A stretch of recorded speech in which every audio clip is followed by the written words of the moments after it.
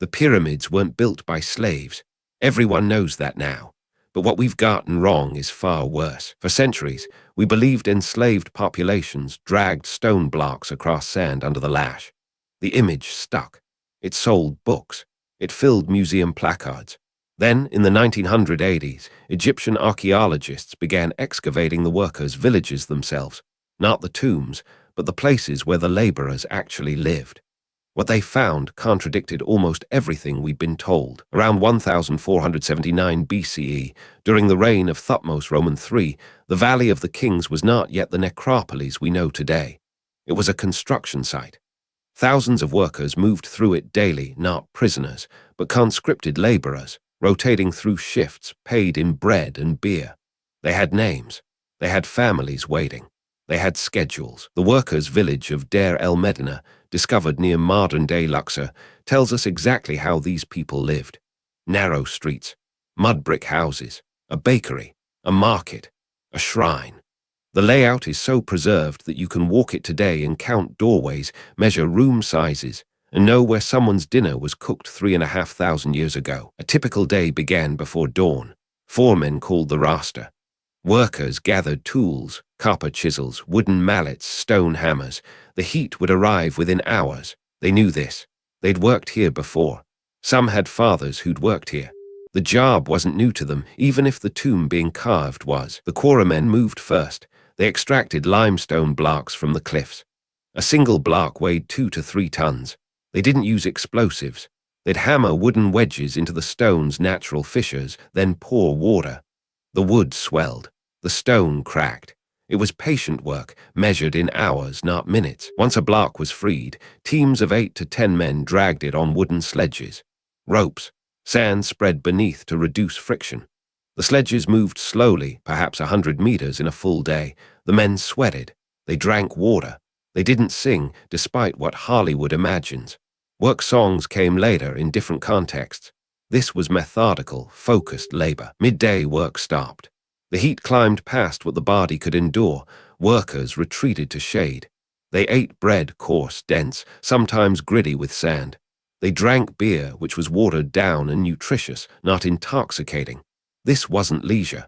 This was survival management. They knew they had hours more ahead. What makes Deir el-Medina extraordinary is what it preserved. Graffiti on tomb walls. Workers carved their names. Kenti was here. The gang of a Menakat. They marked progress. They claimed ownership. These weren't acts of vandalism. They were proof of presence. I existed. I did this work. I was part of something. The pay system was documented in papyri found in the village. Workers received regular rations.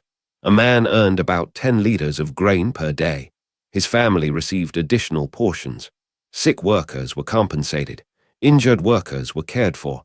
The system wasn't charity. It was contractual, predictable, stable. But these workers didn't volunteer. Conscription was mandatory. Young men, perhaps 18 to 30 years old, could be called for a season or longer. They had no choice in the matter. What they did have was a legal status. Not slaves, but not free in the modern sense. They were obligated labor. There's a crucial difference, though most people have never heard it articulated. Accidents happened regularly. Stone fell. Tools broke. A man's hand could be crushed between sledge and block. Deir el-Medina's cemetery reveals skeletons with healed fractures, missing fingers, spinal damage.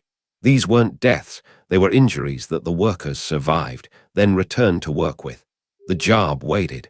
Bills didn't forgive disability. The social hierarchy was rigid but visible. Foremen earned more. Skilled stonemasons earned more than haulers. A man's family status depended on his rank. Children of foremen became foremen. Knowledge passed down. Skill was currency.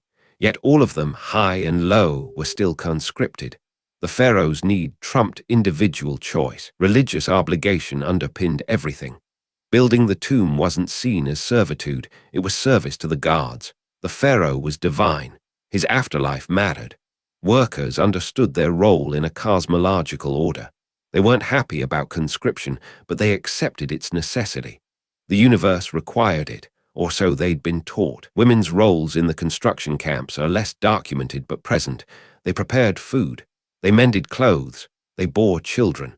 Some may have worked in auxiliary roles, water carriers perhaps, but the historical record is thin. This silence itself is significant. The valley's monuments were built on labor both seen and invisible. By the time a tomb was completed, sometimes taking years, a different crew might replace the original workers. Rotation was common.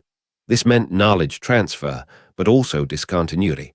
A man might never see the finished product. He'd carved walls for a space he'd never see sealed. That psychological distance is worth considering. The Valley of the Kings exists because of these men, not because of the pharaoh's will alone, but because thousands of ordinary people showed up day after day and did the work. They weren't celebrated.